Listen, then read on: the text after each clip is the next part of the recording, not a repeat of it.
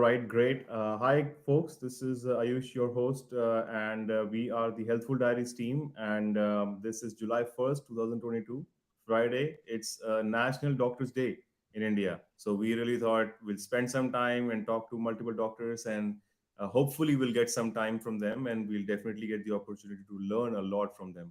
Not just about the field of medicine, the profession of being a doctor or in the medical industry, but also about health and just the general awareness for the layman. Okay, so hopefully we have a great time. We have an amazing doctor, Dr. Drishti from Berlin, right? Dr. Drishti, she's logging in all the way from Berlin with a background in mental health, and she has graciously agreed to spend some time, maybe a few short minutes with us. And we are definitely grateful for that. Thank you, Dr. Drishti. Appreciate you coming over here. Um, so, Dr. Drishti, happy National Doctors Day, by the way. And thanks a lot for what you do. Thanks a lot for your friends and family, everybody around you who have supported you, because because of them now you are supporting people like me, people like us in general, right? So let's dive deeper into it about what does it mean, what does the National Doctors Day mean to you, and maybe from there on we can talk a little bit more about your work in mental health. How about that? Right, sounds good. Okay, so Yeah. quick introduction. My name is Drishti Jaising. I am not a doctor. Always wanted to be one. Ever since we were young in India, we were only given two, sometimes three options. So you're either a doctor, an engineer, or a teacher. I always wanted to become a doctor, but did not have enough resources. Did not want to study physics in school, which is why that dream was like unfulfilled, which is when I chanced upon psychology. And I thought, if not a doctor, what is the closest way for me to get into the helping profession? And that's when mental health stepped in. And while I'm in the paramedics, it feels nice to be acknowledged for the amount of work that we do. Of course, not a frontline worker, but during COVID, yes, of course, we were all frontline workers at that point in time. And today, something that I don't know, while you were speaking, something that made sense to me is that somewhere we're all in this space where we look up to doctors, right? I'm glad we have a specific day to celebrate them, and I wish all the real doctors a happy Doctors Day. But we're just in the background. We're trying to help them uh, be better versions of themselves, take care of their mental and psychological health, and just do a better job at whatever they're doing. As for my work, I have worked very, very closely with doctors for 2 years. I was in Manipal, where we were trained and taught by an amazing team of doctors. These were all psychiatrists, neuropsychiatrists, neurologists. We also had a chance to work with different departments, so cardiologists, endocrinologists, gynecologists. It was an amazing team there. And Manipal is a teaching hospital, so I wish all my professors and faculty also a happy Doctors Day today. But a little bit of a background on me. I have been doing psychology for about 8 years now. I finished my bachelor's back in Delhi. That's where I'm originally from, followed by my master's in Chennai, and then my MPhil, which is a licensing degree for us psychologists at Manipal. Post which I have had 2 to 3 years of private practice experience. I like to call myself a remote working mental health professional. So I'm location independent. And at this point in time, I'm based out of Germany. I'm in Berlin, and this is what I do. I work with people. I have support groups for mental health professionals. I am working on a support group for expats, much like myself, living away from home and the stress that they're going through. And but majority of my work is focused on research and psychotherapy, which is one-on-one or family or couple sessions with individuals back in India. So that's a little bit of the work that I'm currently doing, and I'm excited to whatever our discussion today and wherever we take that.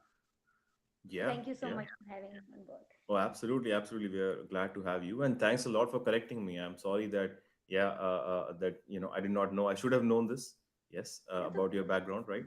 And you know, you help not only us, but you also help doctors. So that's really important that you with work in paramedics that people do. It's extremely important. That's the reason why we wanted to cover pretty much all healthcare professionals in general, because everybody, they're working as a team, right? And that's so maybe the insights and the perspective that you bring could also add more angles or dimensions to what we are going to talk about today. Okay. And Yes. so let's and your work in mental health is very interesting. One thing that I did not know was that you could be a mental health service provider while working remotely, because in my experience a lot of people have had in-person meetings, or I always thought that you want somebody to help you wherever where you are, because that helps them being contextual.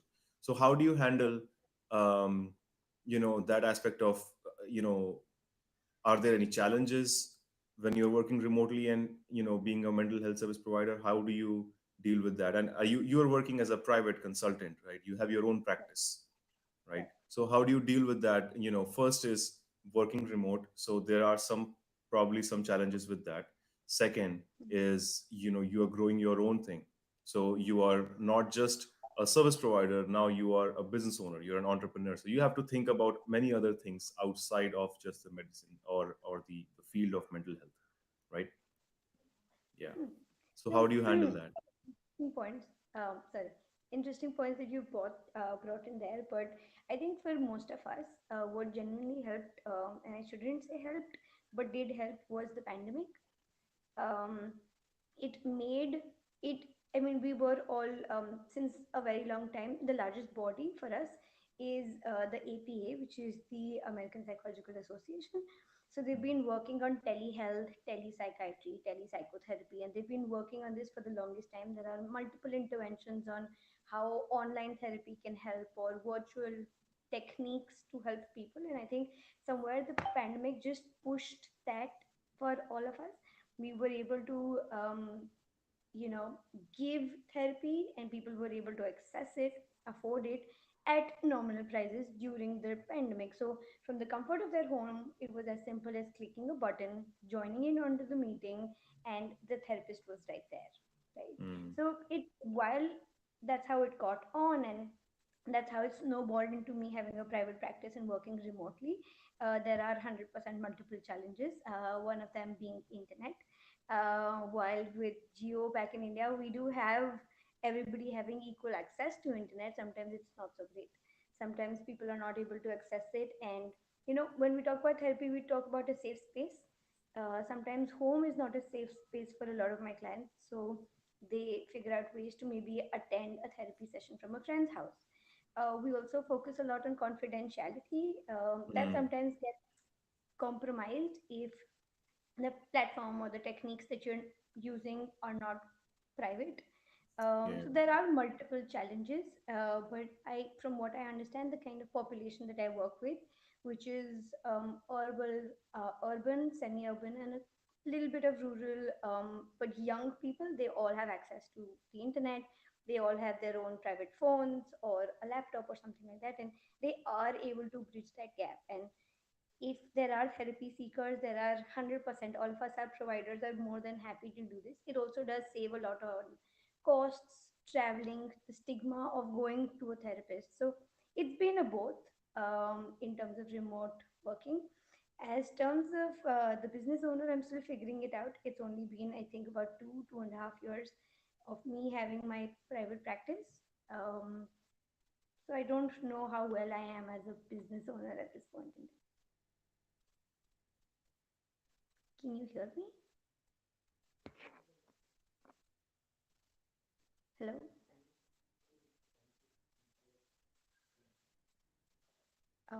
Ayush?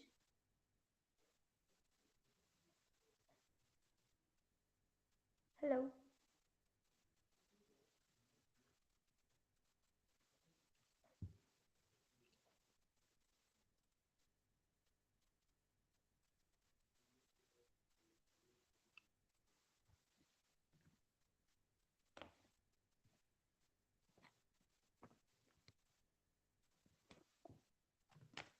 Hello?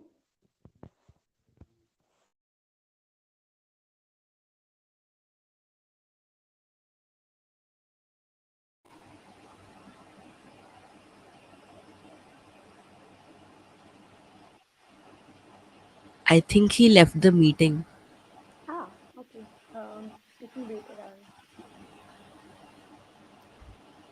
He will join in, right?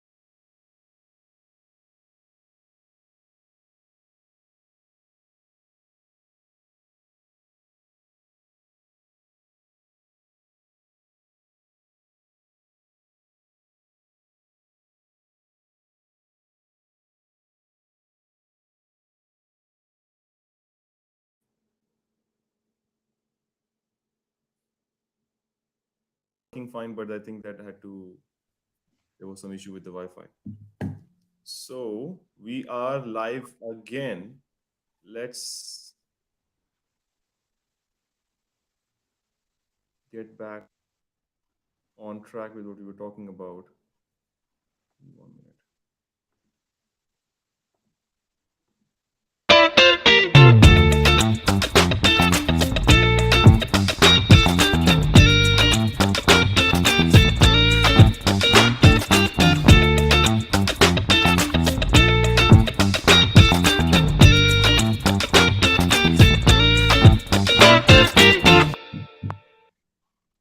All right.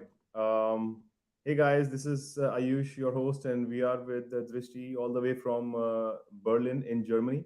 She's a mental health provider and working remotely. And we were actually talking about, actually building your own private practice as a mental health service provider, and also working remotely. What challenges you might face. We were also doing this for this National Doctors Day in India, which is July 1st.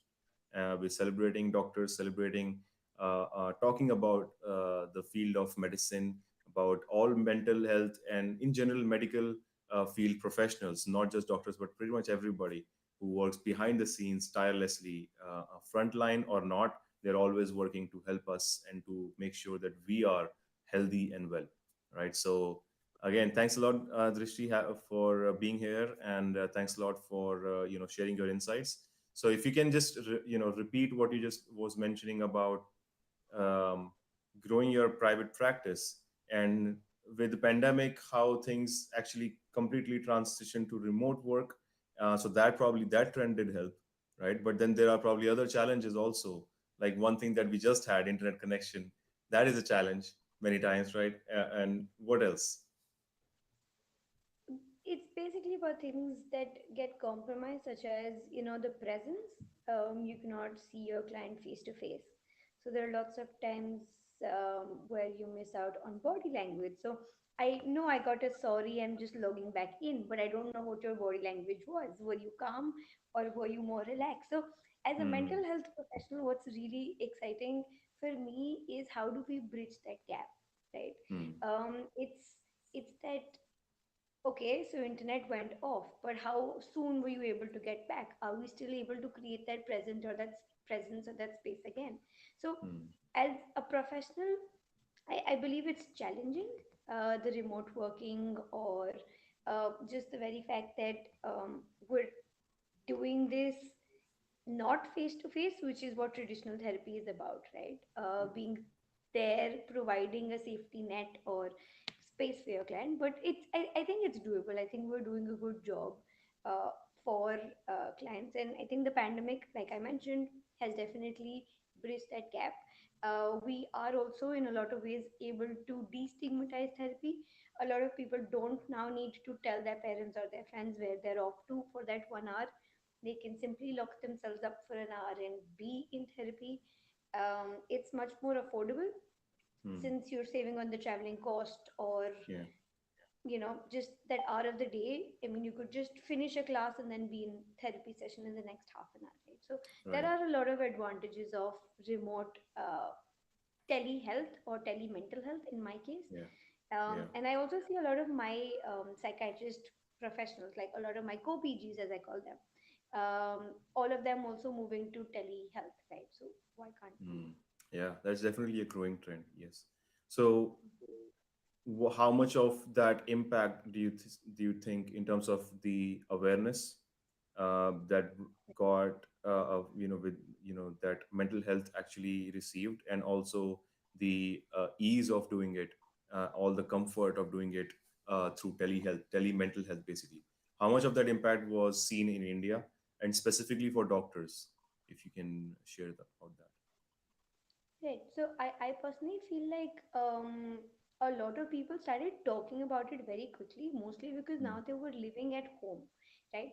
Okay. And maybe this is a trend, and maybe I'm generalizing this, but a lot of my Indian clients have um, mental health struggles, problems because of family patterns and dynamics. Hmm. So there are multiple theories that will say, okay, a lot of your anxieties or your stress or your whatever your mental health concerns are rooted in your childhood, right? Is rooted in how your family treated you, or how was the unit, or how functional or dysfunctional it was. So I feel like in the pandemic, where we were locked in a space with our families, of course there were problems. There was a lot of anxiety, there's a lot of uncertainty about what lies ahead. When am I Hmm. going to get to resume work? Am I going to be stuck into this? How long is this pandemic lasting? Because we would hear that, okay, the lockdown is going to lift up in the next 6 months or in the next Hmm. 3 months, and then we would hear, okay, maybe the vaccine is coming in the next year. But then Yeah. the timelines, when are things going to work, who do we reach out to? And Hmm. every day in the news you were reading about, I mean, not the first one, but the second one hit us really bad, right? So we Hmm. were listening to death, there was so much grief, there was so many times where families were not allowed to see the body, right, if they'd lost Yeah. somebody. So I think generally the pandemic was very triggering, and Hmm. figuring out that you don't have enough resources to cope did Hmm. help people get to the right help. I think I have a small theory here, right? In India, when we need help, or if I have a headache, the first thing I'm going to do is I'm going to fix it with a Saradon, or I'm going to take a paracetamol or like a headache medicine. Yeah. Next step, I'm probably going to ask my family members if I can't deal with it myself. So maybe the family gives me, okay, some other home remedies or something like that. Next step, I probably go to the family doctor, probably the family physician, or you just call uncle up, and or somebody's sister, or somebody's whatever. You call a family doctor and you're like, okay, what can I do about it? It's only in the third or the fourth step, which is almost a few weeks or a month later, you realize that you need to, okay, go to a specialist, right? Yes. And Yeah. I'm not saying that that headache could have been a brain tumor, but it could have been quicker if I had directly gone to a doctor and got it tested, right? So there is a lot of stigma not only around mental health but also physical health. So I feel like we have a long way to go in that sense, to make remote therapy or just mental health more accessible. But I guess pandemic has, it's sort of been a catalyst in accelerating that process for both physical and mental health. Yeah. Yeah. And how much of that stigma is amongst doctors, because many times doctors themselves need help, right? They have such a high stress, high intense work schedule, and they are dealing with death, or dealing with trouble or struggles of other people suffering. They're dealing with, and with the last 2 years, 3 years of the lockdown, they saw even more of that, right? Right. Many Right. people who would not have seen death, let's say for example an ophthalmologist, we were just talking to somebody who's an ophthalmologist, and she had to be also serving and help out, with cases, and also, everybody just pitched in, right? Everybody helped. So there were professions where doctors would not deal with so much death or so much challenge outside of their particular organ or outside of their particular field of specialization, and they did see that up close, right? So definitely there must be some uh, tough times or tough stories about doctors needing mental health, right? Right, right. So, like you correctly mentioned, one is their timing, right? One is their shift work or the, I mean, in India, if you look at the ratio, I think they say that you need a 3.5, I mean, the prevalence rate as recommended by WHO is, I think, 3.5 doctors for 1,000 population, and we have only zero point 0.7. Oh So wow, that's okay. how underwhelming the ratio is. And Yeah. yes, we have medical colleges now sprouting up, but how good are the private ones? And why? I mean, we all go back to why is there not enough infrastructure? Because the current doctors are definitely overburdened, burnt out, stressed out. They don't have time to take care of themselves. And more than that, even if they did, I mean, let's not talk about the pandemic, but say now when the workload has eased out, are you telling me somebody who is a helping professional themselves would be comfortable asking for help, Hmm. right? If I'm an engineer, I'm not going to ask my engineer colleague or friend to help me build a website, right? I'm just going to figure it out or I'm just going to wing it on my own. So I think there's a lot of stigma there as well for health professionals to go out for help. So if I'm a doctor, for example, and I go to another psychiatrist or a psychologist, the chances or the probability of them being in the same circle as me are going to be very high, right? And Hmm. followed that up with, like, say, judgment of why does the doctor need help? Is the doctor then not equipped enough to be seeing their patients if they are going for mental health support, Hmm. right? So I think there are multiple factors, uh, which is why there is, the resource is there, but then it's very difficult for the person to get to that resource because of Okay. these bad. Okay. And so let's talk about you. You're a mental health professional. If you find clear signals that you need help, how would you deal with it? I actually go for regular therapy myself. Okay. For our field, it's not mandated, but it's recommended that we get help. One is supervision, where I have somebody who's 10 years ahead of me in the field who Hmm. supervises me for my caseload and my professional career journey. So Okay. we discuss cases, we see what are the places where I feel stuck with the client and what am I doing differently, what can I do better, things like that. And for my personal help, because there are lots of times where the sessions can be triggering, right? If Hmm. somebody's lost a family member and so have Hmm. I don't want to project that on my client. So of course I have been in therapy for about 5 years now. Hmm. The frequency of that changes. Sometimes I don't need my therapist so much, so it's on a need to basis with them. So maybe once in a month, once in 2 3 months I connect with them. And then there are some times, such as currently, because of my whole transitioning in these past couple of months, I am on a very regular touch with my therapist, and I'm not ashamed of saying it. There are lots of times where my clients ask me, are you in therapy? And I'm more than happy to tell them that yes, I am. I Yeah. am human after all, right? So Yeah. why should I not be entitled to the same help? Right. That's very healthy. But I I don't know how many doctors, let alone people in general, but Right. doctors in specific, how many of them would actually feel comfortable sharing that even if they do avail mental health services, sharing that they do avail Right. those services and they are, comfortable with that, their friends and family knowing that they need that service, right? What do you think? Right. How far are we in that journey, and what needs to be done if you are talking about action steps, or maybe some changes that need to be seen either on a personal individual level or on a societal level in India? So, something that I think on a society level that has to be done is that being a doctor needs to be normalized. We either put our doctors on a pedestal where they're God, Hmm. and even Hmm. if I take a very injured person who has very very low survival rate, if I take them to the hospital, I hope or I assume my God will be able to fix it, right? So we need to not put them on a pedestal, At the Mm. same time, we don't have to treat them like dirt, or like we don't have to treat them like however we've been seeing these reports, right? I think Yeah. 2017 is when I heard the first time a doctor was beaten up or hit by the family members of a patient at triads, right?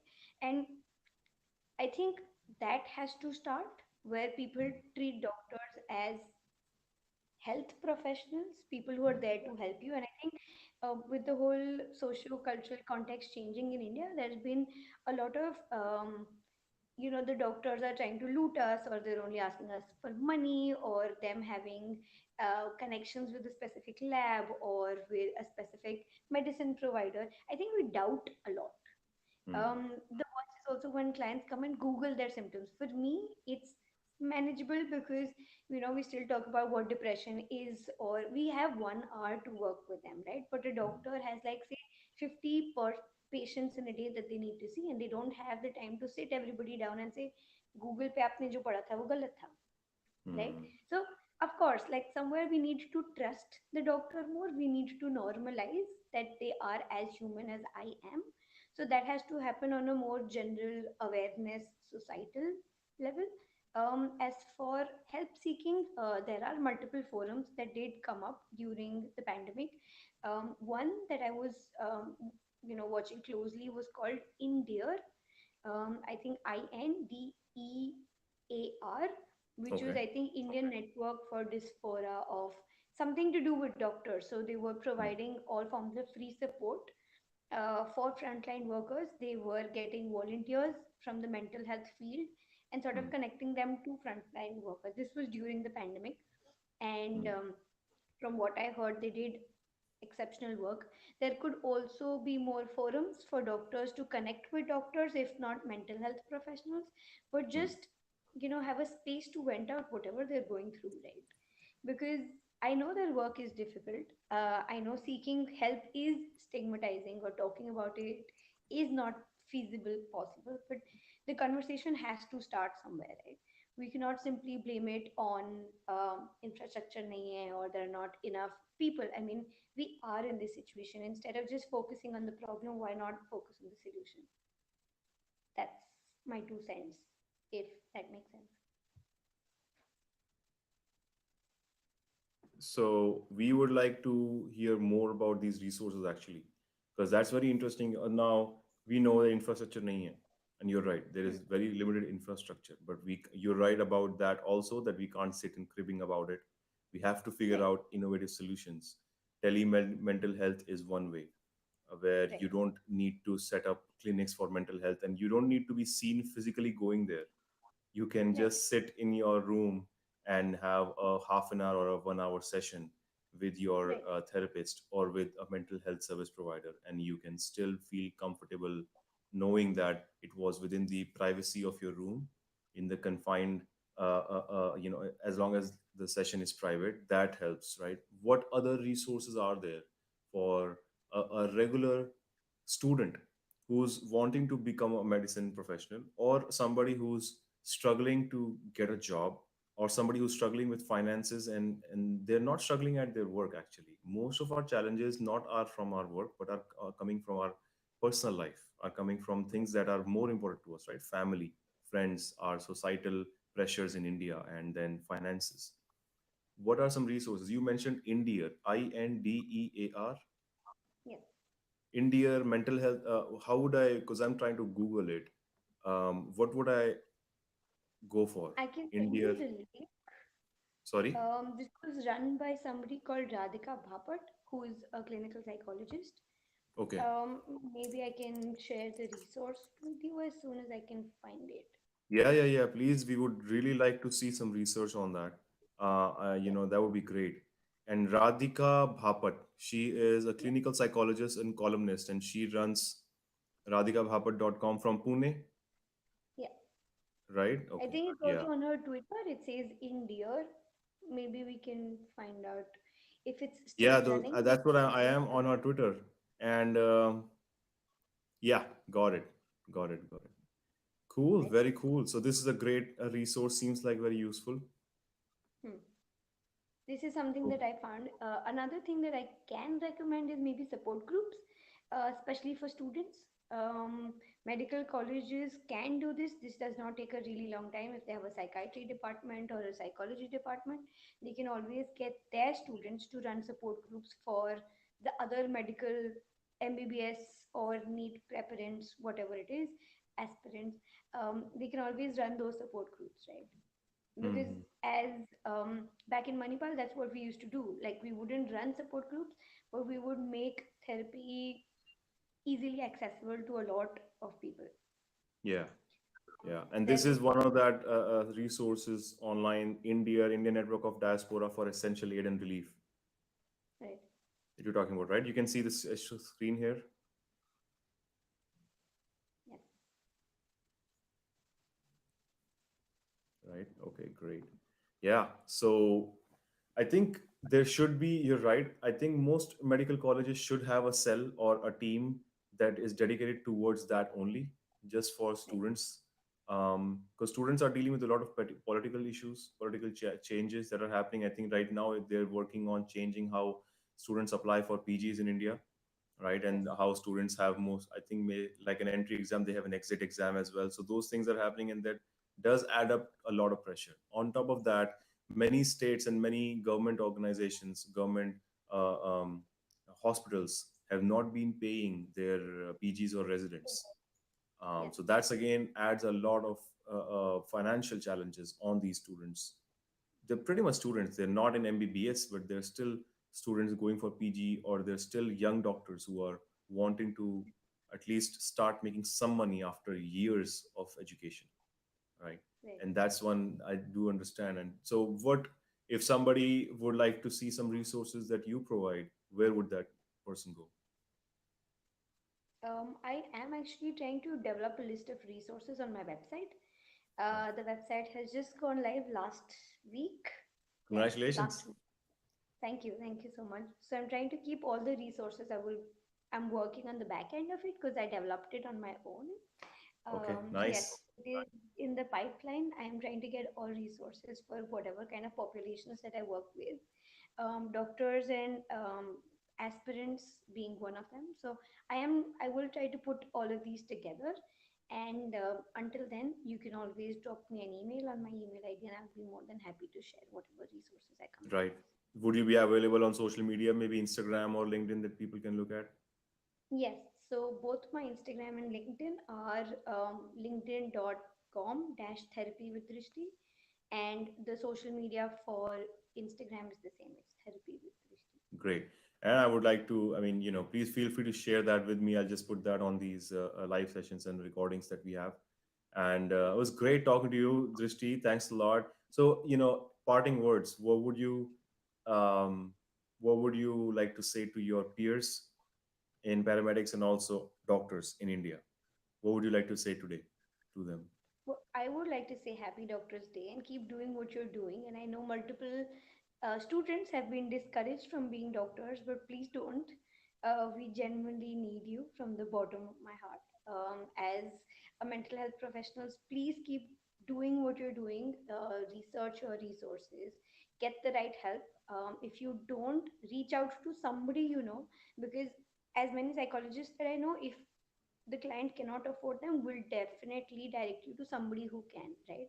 Maybe a free helpline or a support group, like I mentioned. So there is help as long as you ask for it. I think Yeah. that's a good parting note from my end. Help will be Awesome. Yeah, given to that you. is. Yes. That's great. Yeah, thanks a lot. Hey, I mean, I really liked the conversation. I really enjoyed, and I learned a lot. And hopefully, it was good time for you as well. And thanks. We would really like to, do more of these sessions and learn more from your experience and how you're helping other people. Until then, Right. thanks a lot for your time, and please give our regards to your family. Okay. Thank you